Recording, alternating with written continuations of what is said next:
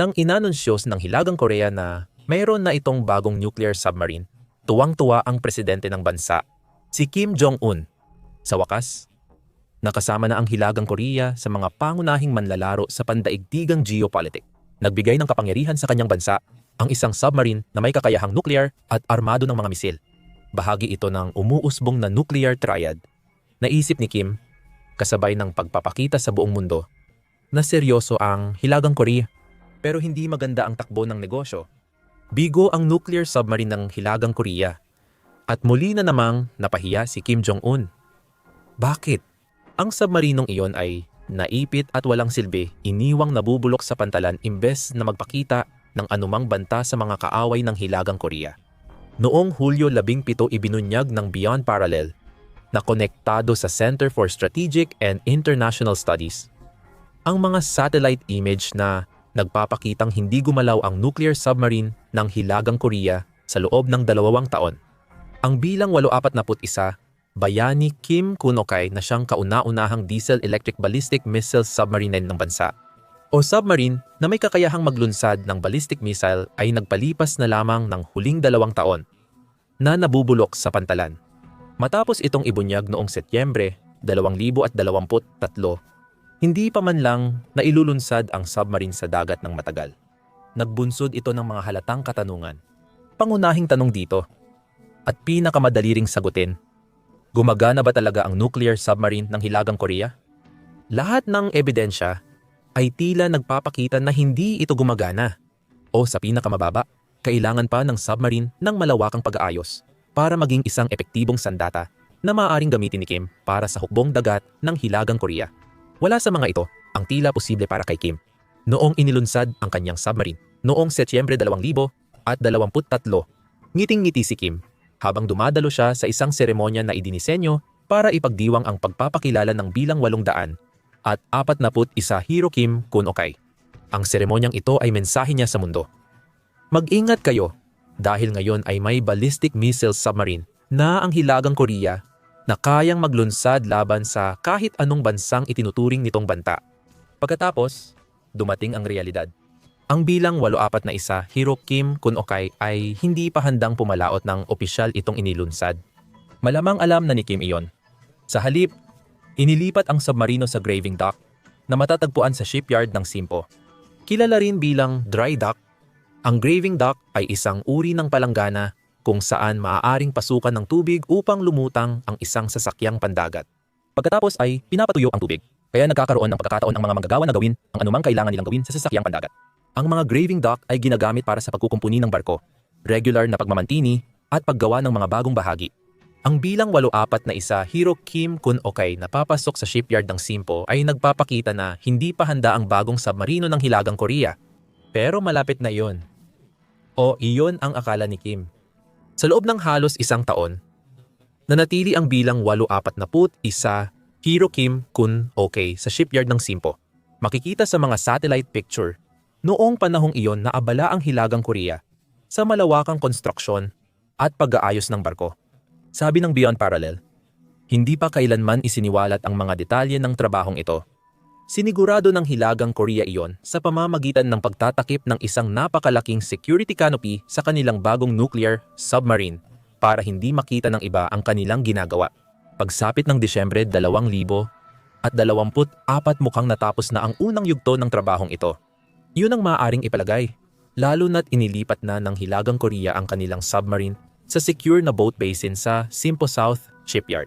Noong buwang iyon, pinalitan ng Hilagang Korea ang isa pang experimental na ballistic missile submarine sa basin na iyon at ang numero 841 na bayani Kim Kunokay ay inilagay sa ilalim ng isa pang security canopy. Gayunpaman, halos handa na talaga ang submarine. Kailangan na nitong maging handa matapos itong ilabas mula sa dry dock. Sa loob ng ilang linggo, inakala ng mundo na magkakaroon na si Kim Jong-un ng kauna-unahang nuclear weapon submarine ng kanyang bansa na magpapatrolya sa mga karagatan ng mundo. Pero pagkatapos noon, wala nang nangyari at nanatiling ganoon ang sitwasyon buong 2025.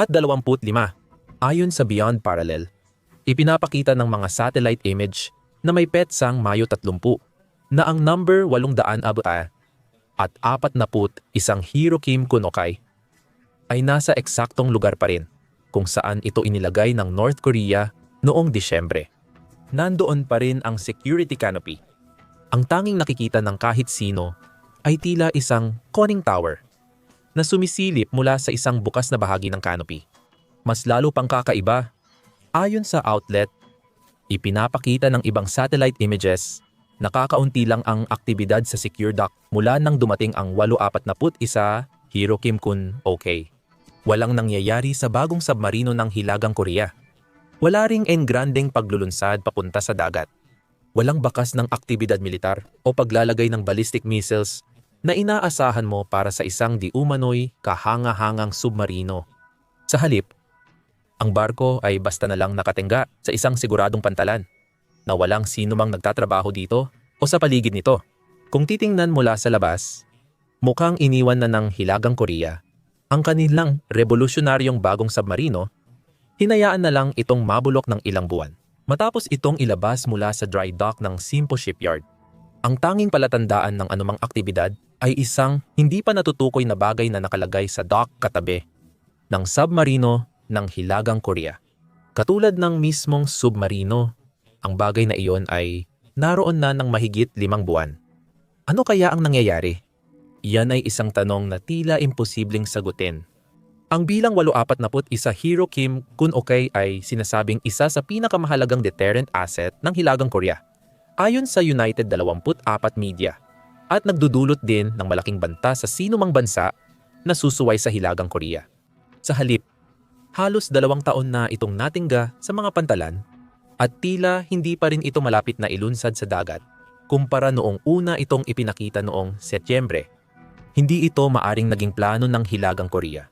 Pagkatapos ng lahat ng nalalaman tungkol sa bilang 800 at 41 bayani Kim-kun OK ay nagsasabi sa atin na ito ay isang barko na dapat ay madalas gamitin. Ayon sa Nuclear Threat Initiative, pinaniniwala ang may fleet ang Hilagang Korea na nasa pagitan ng 64 at 86 na submarino. Imposibleng matukoy ang eksaktong bilang dahil sa pagiging lihim ng Hilagang Korea. Sa mga submarinong iyon, mga 40 ay kabilang sa Sang-o class, na isang fleet ng mga coastal submarine na halos walang banta, kung meron man, sa buong mundo. Bukod pa dyan, ang Hilagang Korea ay may humigit kumulang 20 Romeo class na mga submarino na mga karaniwang submarino. Kasama na rin ang halos kaparehong bilang ng mga mini submarino. Ang bilang 841 bayani Kim-kun OK, ang tanging diesel-electric ballistic missile submarine sa arsenal ng bansa. Ayon sa Cable News Network, naniniwala ang eksperto sa submarino ng Timog Korea na si Moon Kun-sik na ang bagong submarino ng Hilagang Korea ay may bigat na nasa pagitan ng 6,000 at 7,000 tonelada at kayang magdala ng hanggang 10 missile. Partikular na sinabi ni Moon na ang mga ito ay mga strategic guided missile na may kakayahang nuclear. Talagang magiging banta ito sa atin at sa Estados Unidos. Ayon kay Moon, ang Estados Unidos sa kasong ito ay ang Timog Korea. Ang submarino ay kabilang sa tinatawag na wish list ng mga sopistikadong kagamitang militar na ginawa ni Kim noong 2021. Ang ideya niya ay para makasabay sa tumitinding banta ng militar na pinangungunahan ng Estados Unidos, ayon sa ulat ng Cable News Network. Kabilang sa iba pang nasa wishlist ay mga hypersonic na sandata, spy satellite, multi-warhead na misil, at intercontinental ballistic missile. Wala pa sa kamay ng Hilagang Korea ang alinman sa mga iba pang sandatang iyon. Isinasa ilalim nila sa pagsusuri ang lahat ng iyon. Pero wala pa silang ipinapakitang iba maliban sa submarinong kayang magdala ng nuclear. At halos hindi gumalaw ang submarinong iyon sa loob ng halos 2 taon. May ilang impormasyon din na available tungkol sa kung paano nakuha ng North Korea ang mga piyesa at kagamitan na kailangan para maitayo ang number 800 at 41 Hero Kim-kun OK sa simula pa lang. Tandaan na ang North Korea ay nasa ilalim ng matinding mga parusa at nahihirapan dahil sa matinding antas ng kahirapan. Tinatayang nasa 60% ng bansa ang nabubuhay sa ilalim ng poverty line at 45% ng mga North Korean ay nakakaranas ng malnutrisyon. Ito ay isang bansa na walang sapat na pera para sa mga military upgrade, pero hindi iyon mahalaga kay Kim. Ginamit niya ang pera para sa kanyang submarine na sana'y nagastos niya para sa kanyang mga kababayan.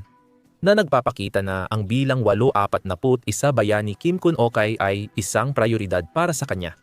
Tumulong ang Rusya.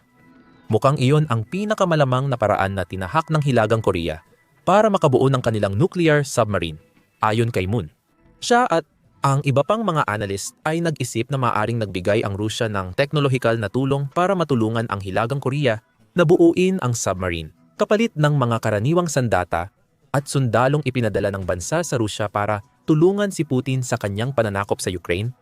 Kahit wala pang kumpirmadong ebidensya ng ganitong kasunduan, iminungkahi rin ni Moon na hindi ayon sa plano ang naging testing ng submarine ng Hilagang Korea. Sabi niya, ilang beses nang nagsagawa ang bansa ng mga pagsubok ng underwater launch ballistic missiles. Simula pa noong 2016, lahat ng iyon ay isinagawa gamit ang mas maliliit na submarino ng bansa na may bigat na 2,000 tonelada na tig-iisang launch tube lang bawat isa. Ang numero 841 bayani Kim Kun-okay ay sinasabing higit 3 beses ang laki kumpara sa mga submarinong iyon at may mas maraming missile tubes. Iyan lang ang alam tungkol sa bagong submarino ng Hilagang Korea. Maliban sa katotohanang nabubulok ito sa isang pantalan, posibleng wala talagang kakayahan ang submarino na kailangan ng Hilagang Korea. Hindi pa nga ito nakalubog sa ilalim ng tubig kahit minsan. Ibig sabihin, walang ideya si Kim kung kaya ba talagang magpalipad ng mga misil ng bago niyang barko na dapat sanay magpapanganib dito. Sa halip, may submarino siya na wala namang ginagawa. Napahiya si Kim. Ang kanyang nakulong at walang silbing submarino ay dapat sanay magbibigay sa kanya ng kakayahang magbanta ng malinaw sa kanluran at sa iba pang kaaway ng Hilagang Korea. Ang kawalan nito ng galaw sa nakalipas na 2 taon ay masama para sa Hilagang Korea sa maraming aspeto. Magsimula tayo sa ambisyon ni Kim na bumuo ng isang nuclear triad. Noong Pebrero 2023, ang Arms Control Association ay sumulat ng isang artikulo tungkol sa mga umano'y plano ni Kim na palawakin ang nuclear arsenal ng Hilagang Korea. Ayon sa Arms Control Association, tinatayang mayroon ng 40 hanggang 50 nuclear warheads ang Hilagang Korea. Sa isang hiwalay na ulat, iminungkahi rin ng parehong organisasyon na maaaring may sapat na fissile material ang Hilagang Korea para makagawa pa ng karagdagang 70 hanggang 90 nuclear warheads. Kasama sa materyales na iyon, ang hanggang 100 at 76 na libra ng plutonium at nasa pagitan ng 600 at 17 hanggang 3,300 at 6 na libra ng enriched uranium. Nagsagawa rin ang Hilagang Korea ng hindi bababa sa 6 na nuclear tests mula 2,000 at 6 hanggang 2,000 at 17 na nagdulot ng malawakang pagkondena sa proseso. Walang duda, malamang na marami talagang nuclear weapons ang Hilagang Korea. Iyan ay naglalagay ng bilang na 841 bayani Kim Kun-okay sa isang bagong pananaw. Kung ganoon karami ang nuclear weapons ng Hilagang Korea, ang pag-iral ng submarinong ito ay higit pa sa isang walang laman na banta ng isang bansa na gustong magkaroon ng kakayahang nuclear. Ngunit hindi pa naroroon. At least, ganun sana kung talagang may ginagawa ang submarino. Diyan nakaugat ang kahihiyan ni Kim. Ang bilang 841 bayani Kim Kun-okay ay dapat sana'y isang barkong nagpapahayag ng pahayag.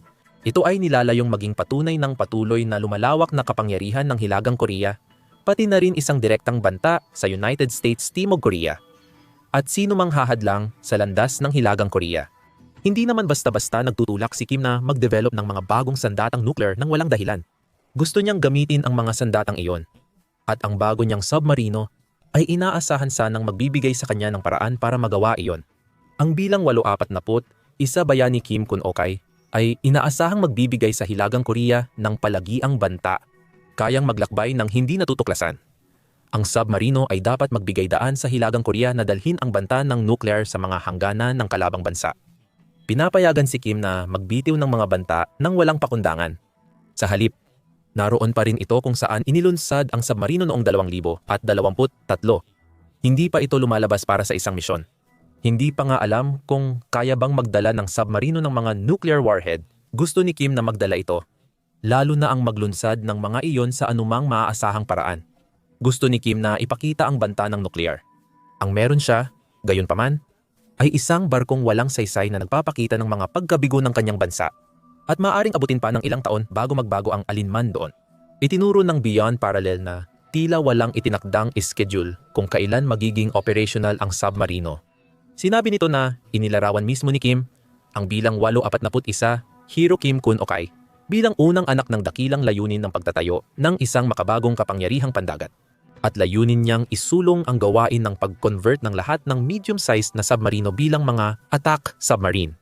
Binanggit ng Beyond Parallel na malamang ibig sabihin nito na ang bilang 841 Hero Kim Kun Okay ay inaasahang maging pangunahing barko sa isang bagong klase ng mga submarinong may sandatang nuklear na balak ipalaganap ni Kim sa buong mundo.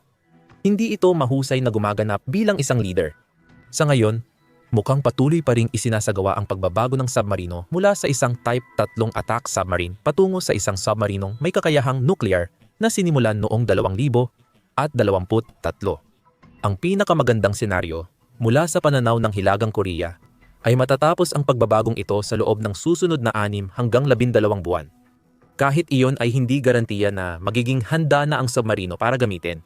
Ang tunay na operasyon sa malalim na karagatan na nangangahulugang aktwal na pagpapadala sa mga misyon ay maaring tumagal ng ilang taon bago makamit ng Hilagang Korea.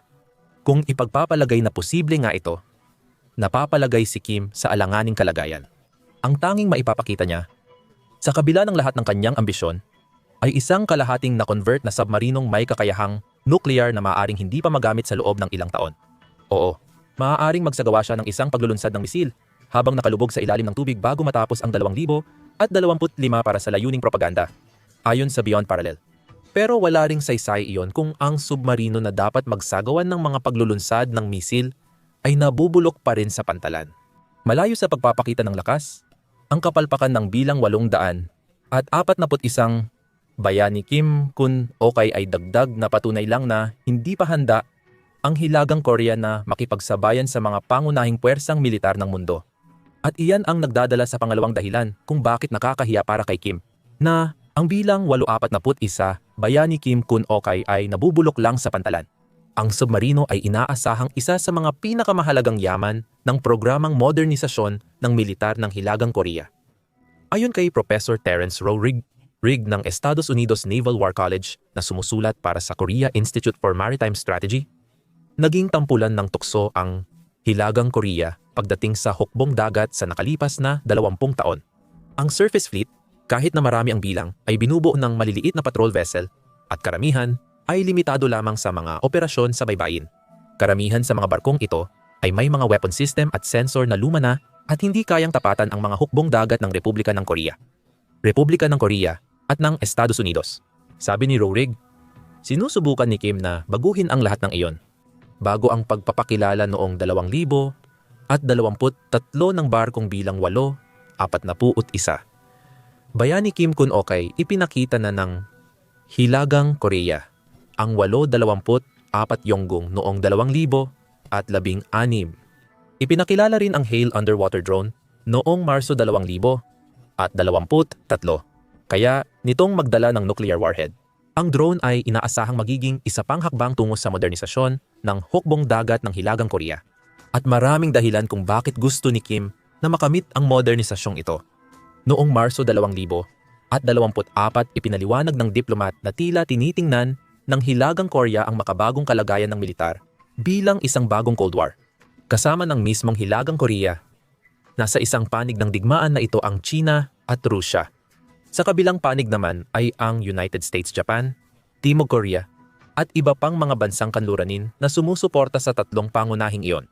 Dahil sa ganitong international na balanse ng kapangyarihan, napagpasyahan ng Hilagang Korea na kailangan nitong magsagawa ng parehong uri ng pagpapalakas ng militar na nakita noong Cold War sa pagitan ng Rusya at United States. Mas marami at mas malakas ay laging nangangahulugang mas maganda. Ang bagong estruktura ng Cold War na ito ang nagbunsod sa pagbuo kay number 841 Hero Kim Kun Okay. Si Kim ay tumukoy na rin dito, kahit hindi direkta, sa pamamagitan ng pagsasabi na ang submarino ay dapat makatulong sa Hilagang Korea na mapantayan ang kapangyarihan ng kanilang mga kalaban sa kanluran. Si Kim ay matibay din ang paninindigan tungkol sa pangangailangan ng kanyang hukbong dagat na magkaroon ng mga destroyer sa parehong dahilan. Ang mga destroyer na iyon ay naging dahilan din ng kahihiyan. Noong Mayo 21, sinubukan ng Hilagang Korea na maglunsad ng bagong 5,000 toneladang destroyer. Bigo ang paglulunsad, kaya't naipit ang barko bago pa man ito makarating sa bukas na dagat. Inaresto ang mga opisyal na si Kim, ang itinurong responsable sa kabiguan kasunod ng aksidenteng pumigil sa pagpapalutang ng bagong barko. Nagsilbing isa pang paalala kung gaano kalayo ang agwat ng Hilagang Korea sa mga naval na kapangyarihang sinusubukan nitong labanan. Sa pagkakataong ito, nagawa ng Hilagang Korea na maresolba ang sitwasyon. Nilampasan nito ang inaasahan ng mga analyst nang muling mapalutang ang kanilang bagong destroyer makalipas lamang ang 15 araw mula sa unang pagkabigo. Sa ikalawang seremonya ng paglulunsad, nangako si Kim na magsisimula ang hukbong dagat ng kanyang bansa na magtayo ng 2 destroyer bawat taon upang hadlangan ang agresyon mula sa ibang mga bansa. Gayunpaman, malinaw na lumilitaw dito ang isang talaan ng mga kabiguan sa pagsisikap ni Kim na gawing moderno ang kanilang bansa. Mukhang naayos na ang issue tungkol sa destroyer, pero matututo kaya sila ng leksyon kung balak ng Hilagang Korea na makagawa ng 2 destroyer bawat taon. Malaki ang posibilidad na ilan sa mga iyon ay matulad din sa mga kabiguang naranasan ng kanilang destroyer noong Mayo. Pero kahit papaano, isa sa mga destroyer na iyon ay nasa tubig na. Mas higit pa iyon kaysa sa masasabi tungkol sa bilang 840, Bayani Kim Kun-okay. Nasa pantalan pa rin ito at mukhang walang nagtatrabaho rito. Sa puntong ito, mukhang masyadong mataas ang tantiyang $6 buwan para matapos ito.